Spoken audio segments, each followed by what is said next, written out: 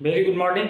आप सभी का इस चैनल पे पुनः एक बार बहुत बहुत स्वागत है। दोस्तों, आज हम लोग जानेंगे रक्षाबंधन का इतिहास क्या है, इसकी जो कथाएं हैं वो कैसी कैसी हमको सुनने के लिए मिलती है और उसका रूप परिवर्तन होकर वर्तमान स्थिति में वो किस स्वरूप का हो चुका है, इसको भी हम लोग जानेंगे।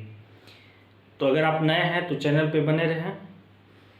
दोस्तों, सबसे पहली इसकी जो घटना है वो इतिहास के संदर्भ में अगर देखा जाए तो लगभग 6000 वर्ष पहले से रक्षाबंधन होता हुआ प्रतीत होता है। अगर मैं महाभारत की बात करूं तो महाभारत एक महाकाव्य है। उसको इतिहास के संदर्भ में भी देखा जाता है क्योंकि वो लोक मंगलकारी कथा का वर्णन है। उसमें जो है कर्म के महत्व को बताया गया है।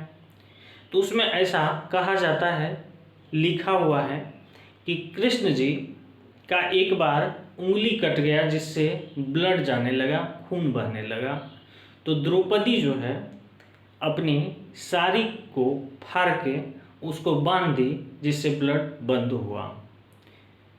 आगे चल के उसी की भरपाई कृष्ण जी द्रौपदी के चीरहरण के समय रिटर्निंग करते हैं और अपने बहन के रूप में उसी समय से स्वीकार करके भाई बहन का रिश्ता कायम करते हैं।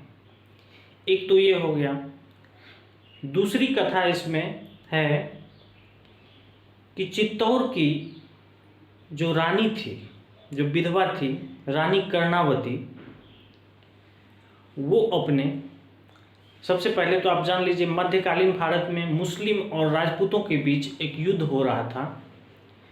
तो रानी कर्णावती अपनी सुरक्षा एवं प्रजा की सुरक्षा हेतु सुल्तान को राखी भेजी थी और अपने साथ साथ अपने प्रजा का भी सलामती का जो है मांग किया था।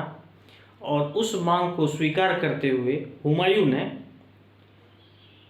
राखी भी स्वीकार किए थे और उनका मदद भी किए थे और भाई बहन का रिश्ता भी माना गया था। तीसरा एक अलेक्जेंडर की कहानी है। तो इस तरह से रूप परिवर्तन होते होते इतिहास जो है प्रत्येक 100 साल पर अपने आप को रूपांतरित करता है स्वरूप में। तो ऐसी अनेक दंत कथाएं हैं जिनके आधार पर ये पर्व मनाया जाता है। फिर हम जब आएंगे बंगबंग आंदोलन के समय, उस समय भी राखी का चर्चा किया जाता है। रविन्द्रनाथ टैगोर के द्वारा भी आह्वान करने के बाद युद्ध पे जाने से पहले अपनी सलामती के लिए रक्षा कवच के रूप में राखी को बांधा गया था। एक बार की बात है, देव और दानव में युद्ध हो रहा था। दानव की लगातार जो है दबदबा कायम हो रही थी। तो सभी देव मिलके गुरु बृहस्पति के पास पहुँचे और अपनी अपनी व्यथा सब सुना रहे थे। वहीं पे इंद्र की पत्नी इंद्राणी सब बात को सुन रही थी और वो क्या कि एक रेशम के धागे को अभिमंत्रित करके मंत्र शक्ति देके इंद्र की कलाई पे बांध दिए। संयोग से वो दिन भी सावन का पूर्णिमा था और ऐसा कहा जाता है कि उस दिन से ही सावन के पूर्णिमा के दिन रक्षाबंधन मनाया जाता है।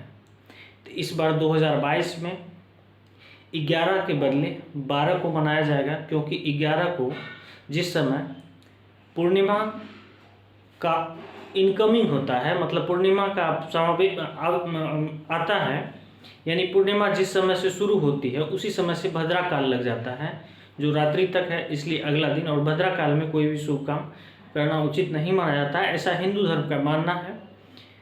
तो इसको 12 को मनाया जाएगा। फिर मिलते हैं नेक्स्ट टॉपिक पे। धन्यवाद।